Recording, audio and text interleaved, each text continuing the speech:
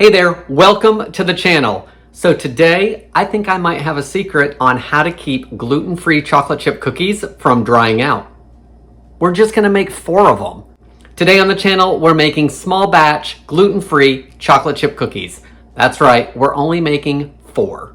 Let's see if this recipe works.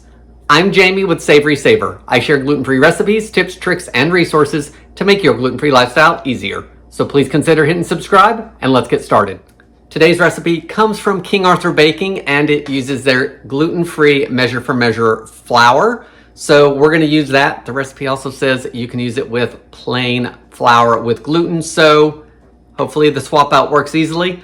Also, let's not tell King Arthur, but I would try this with your favorite measure for measure blend. So cup for cup, Bob's Red Mill. I would try it with those flours just to see if it works. We're only making a little bit, so it's a good time to try it because we're not making a great big batch that could go to waste.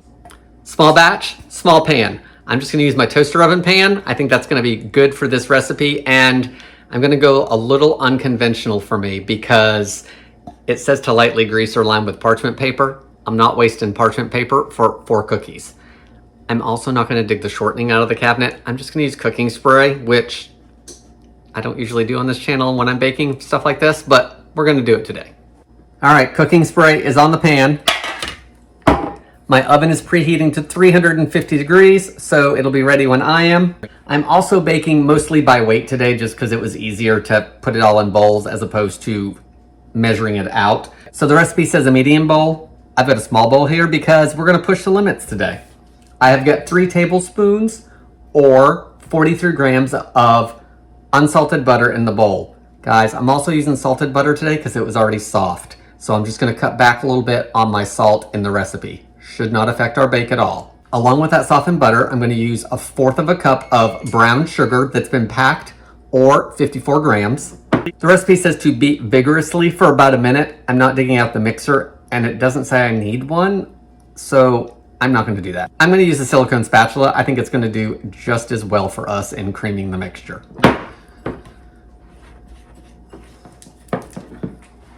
All right, guys, that was about a minute. It's all creamed together. I'm calling that good.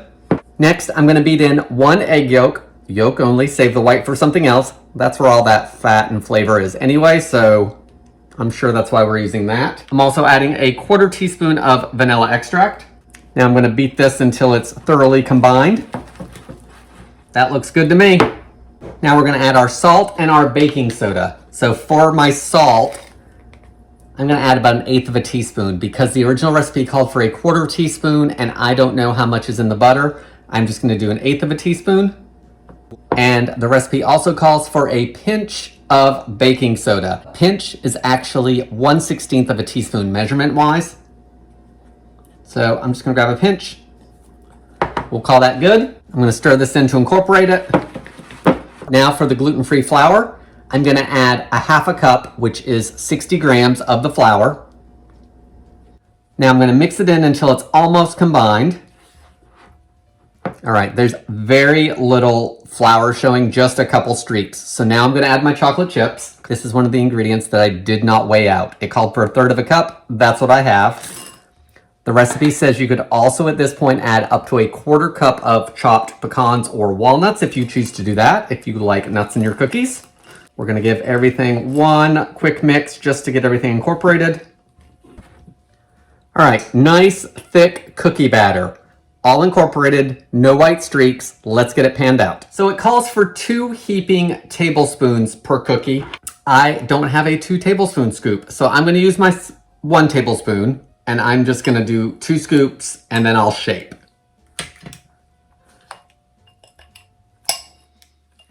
And if I go over a little bit, I'm not gonna worry about it. All right, I'm gonna shape these a little better and I'm gonna see if I actually think they're gonna cook on this or if I need to upgrade my pan. All right, guys, I don't know how much I trust this pan. So much for less dishes. Let me go ahead and put it on a bigger pan. Okay, let's try this again. 1, 2, 3, and 4. We're gonna bake these for 12 to 14 minutes at 350 degrees until the edges are starting to turn golden and the middle is slightly underbaked. Then we're gonna cool these completely on the pan and we'll give them a try. And I may not cool them completely. We may give them a try when they're still warm. Let's get these baked.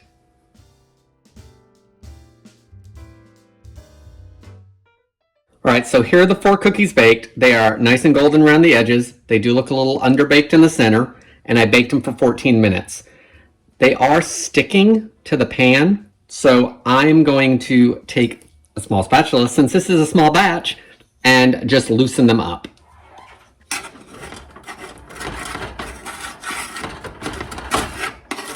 Okay, pan's still warm, but we're gonna try them. The one that actually stuck the most was the one that had a chocolate chip on the very bottom of the batter. So that's why those were sticking. But they are nice and golden. They look like they're cooked perfectly. So let's try one to see what I think. There's another look. They're nice and golden. Look like they baked well. Easy to make. There's the inside.